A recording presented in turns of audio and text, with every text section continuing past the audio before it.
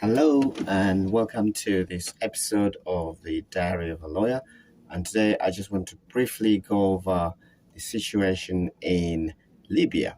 Now, the UN has issued a statement, I think a day ago, condemning what's going on in Libya. It's a detailed statement which alludes to the situation as to how the Libyan authorities, I think particularly in the east, is treating non-Libyan folks. Some of them stay there and some of them have just come there. And it says, we're concerned about the mass arbitrary arrest of migrants and asylum seekers across the country. Libyan authorities have arrested thousands of men and women and children from the streets, their homes, or following raids on alleged traffickers' camps and warehouses.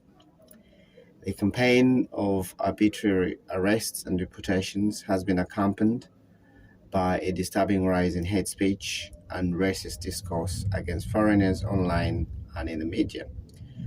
UN SMIL, which is the UN mission in Libya, calls on Libyan authorities to halt these actions and treat migrants with dignity and humanity and in line with their international obligations. Libyan authorities must grant UN agencies and NGOs unimpeded access to detainees in need of urgent protection. And this statement ends.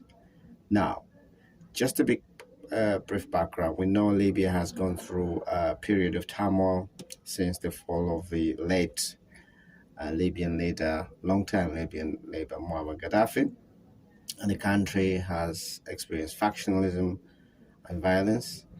There are also, in addition to some of the countries in the Maghreb, are the main routes for people fleeing persecution and all other forms of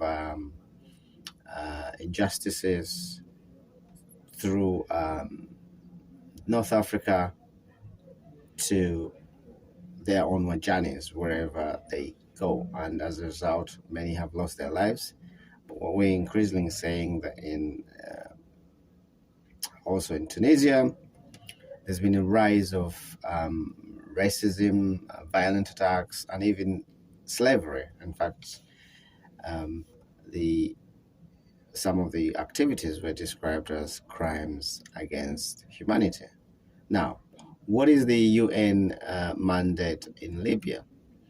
The United Nations support mission in Libya was set up by the UN, and the Security Council adopted its resolution 2656 on the 28th October 22, by which it renewed the mandate of the United Nations support mission in Libya through or until the 31st of October 2023, as set out in Resolution 2542 2020 and paragraph 16 of Resolution 250 in 2021. Now, the Security Council, in that Resolution 2020, tasks the UN mission in Libya to be an integrated special political mission in full accordance with the principles of national ownership and exercise mediation through its good offices, and enumerates some of its key mandates, such as inclusive political process and security, continued implementation of the political agreement, ceasefire, a transitional process, a constitutional process, support to Libyan institutions, provision of essential services, securing uncontrolled arms and related material, coordinate international assistance and provision of advice and assistance to government-led efforts, and so forth, and so on and so forth. So the UN has a clear mandate under international law in Libya. So what it says, it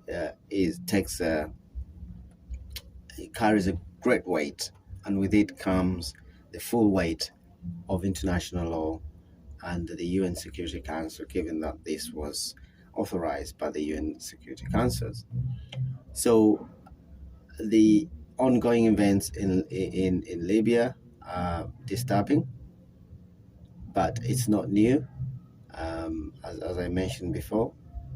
And in going through some of the details, we are seeing reports that people have been basically hijacked, taken en masse, some sent across the desert in Egypt, dragged from their homes, held without proper access to basic needs, sanitation, food, etc., etc.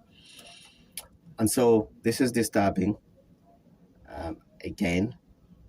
And so one has to, there is sympathy for what's going on in Libya, but I don't think there's any justification for the persistence inhuman and degrading treatment in which other human beings are treated, in particular when Libya itself understands what injustice means, what oppression means, and